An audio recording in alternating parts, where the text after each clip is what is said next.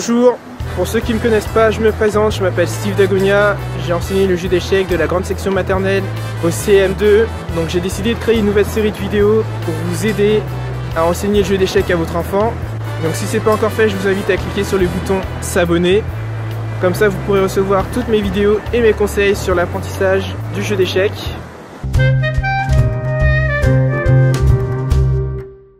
Donc avant de suivre cette leçon, de suivre mes conseils pour apprendre le déplacement du fou à votre enfant, assurez-vous qu'il maîtrise l'échiquier, qu'il connaisse le nom des pièces, qu'il savent mettre la position de départ et qu'il sache déplacer la toile.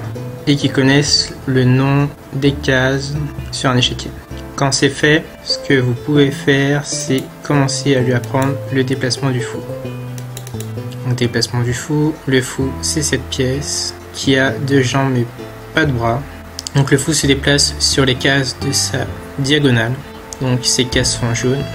La diagonale, donc là le fou peut se déplacer sur les cases de la diagonale H1, A8 et sur les cases de la diagonale B1, H7. Donc dans cette position, le fou peut se déplacer sur tous ces cases. Le fou peut aller en B7 par exemple, on a vu. Le fou peut aller en A8, B7, C6, D5, F3, G2, H1. Le fou peut aller en B1, C2, D3, F5, G6, H7. Donc le fou peut aussi reculer. Il y a une chose importante, c'est que le fou ne peut se déplacer que sur les cases de sa couleur. Donc sur les cases de sa diagonale, qui sont forcément des cases de sa couleur. Il ne pourra jamais aller sur les cases de couleur noire.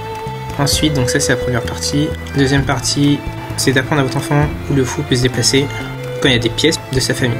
Donc il y a des pièces de sa famille, le fou ne peut pas manger. Mais voilà, dans cette position, le fou peut se déplacer en G2, F3. Donc le fou peut se déplacer sur toutes les cases de ses diagonales. Et le fou ne peut pas sauter au-dessus des personnes de sa famille.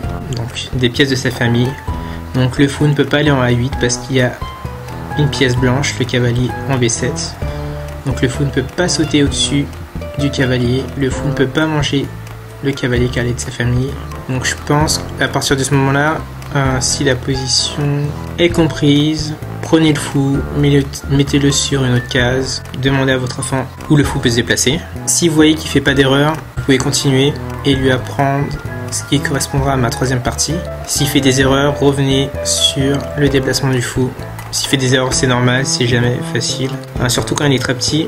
Et après, je pense que quand il a 9-10 ans, ça peut s'apprendre très rapidement. Donc quand c'est su, on passe à la partie numéro 3. N'oubliez pas, vous pouvez faire des jeux avec lui.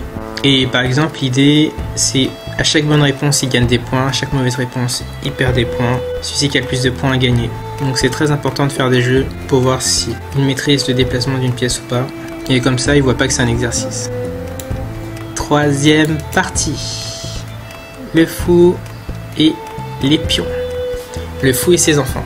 Alors, le fou peut se déplacer en D5, F5, F3, D3.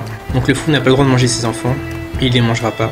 Il n'est pas si fou que ça. Et ensuite, le fou n'a pas le droit de sauter au-dessus de ses enfants. Maintenant, vous pouvez faire un autre exercice, mettre le fou en A8 et demander à votre enfant sur quelle case le fou peut se déplacer. S'il est en A8, il peut se déplacer qu'en B7.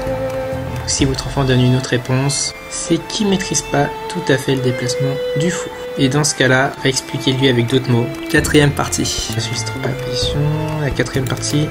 Voilà, je prends des pièces adverses. Donc le fou peut manger les pièces adverses qui sont sur sa diagonale, sur ses diagonales. Alors, il peut prendre le cavalier en F2, il peut se déplacer en E3, il peut se déplacer en C5, il peut se déplacer en B6, ça veut dire prendre le cavalier en B6. Le fou peut se déplacer en B2 où il y a la tour, il peut se déplacer en C3 pardon, en E5 et en F6. Donc voilà, s'il se déplace en F2, donc le fou mange le cavalier et le fou prend la place du cavalier. Pareil, le fou prend la place le fou mange la tour, il prend sa place. Ensuite le fou peut aller en C5, il peut aussi aller en B6 comme on a vu, donc il le mange, il prend sa place. Il peut aller en E5 et il peut aller en F6. Voilà, et quand il va en F6, donc le fou mange le cavalier et prend sa place.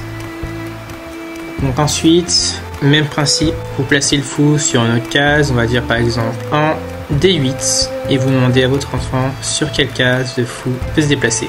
Et ici, le fou est en D8, le fou peut se déplacer en C7, il peut se déplacer en B6 en prenant le cavalier, il peut se déplacer en E7 et en F6. Et c'est tout, parce qu'il ne peut pas sauter au-dessus des pièces adverses. Ensuite, cinquième partie, avec les pions adverses, les pions noirs. Il peut choisir de les manger. Donc il peut aller en B6 pour manger. Donc le fou peut se déplacer sur toutes les cases en jaune. Donc il peut aller en B6. Il peut aller en F6. Donc il prend la place, il gère le pion. Le fou peut aller en F2. Il laisse pas le pion grandir en fait. Il le mange. Donc voilà, pareil. Ensuite le fou peut se déplacer en C5, en E5, en E3 et en C3. Voilà, il peut aller en C5, en E5, en E3 et en C3. Voilà, comme j'ai dit, le fou ne peut pas sauter au-dessus des pions adverses. Ensuite, même principe, vous placez le fou sur une case, par exemple sur la case H4, vous demandez à votre enfant sur quelle case le fou peut se déplacer. Donc, si le fou est sur la case H4, le fou peut se déplacer en F6, G5, G3, F2. S'il vous dit toutes ces cases, c'est parfait. S'il ne dit pas toutes ou s'il en rajoute d'autres, c'est que c'est pas maîtrisé et vous devez revoir cette partie. Donc s'il est petit, c'est normal, même si certains arrivent à connaître les règles, mais c'est jamais évident, en tout cas la première fois. Ensuite, quand ces 5 parties sont sues, c'est qu'il s'est déplacé le fou. Maintenant, pas hésiter de faire des jeux avec lui sur le déplacement du fou, chacun des fous, par exemple, et le but c'est de manger le fou de l'autre. Voilà, je vais faire une partie, une position.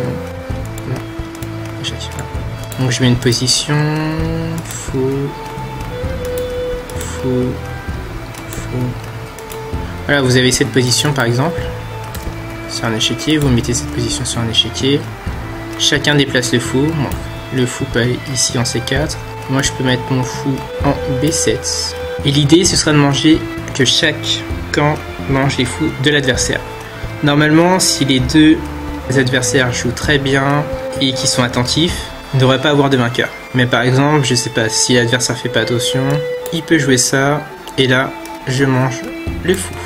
Mais normalement, si on fait attention, dans ce jeu-là, ça doit finir par égalité, et aucun des joueurs doit manger le fou de l'autre. Mais le but, c'est de manger le fou de l'autre, et ça arrive que si l'autre n'est pas attentif. Donc c'est un excellent jeu pour améliorer la concentration de votre enfant, et aussi la vôtre. Si cette vidéo vous a plu, cliquez sur j'aime, comme ça moi ça me permet d'avoir un retour. Si vous avez des questions, posez-les en commentaire. Si vous pensez que cette vidéo peut être utile à un de vos proches, n'hésitez pas à la partager.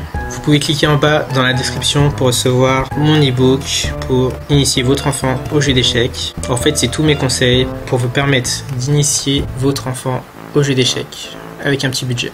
À bientôt.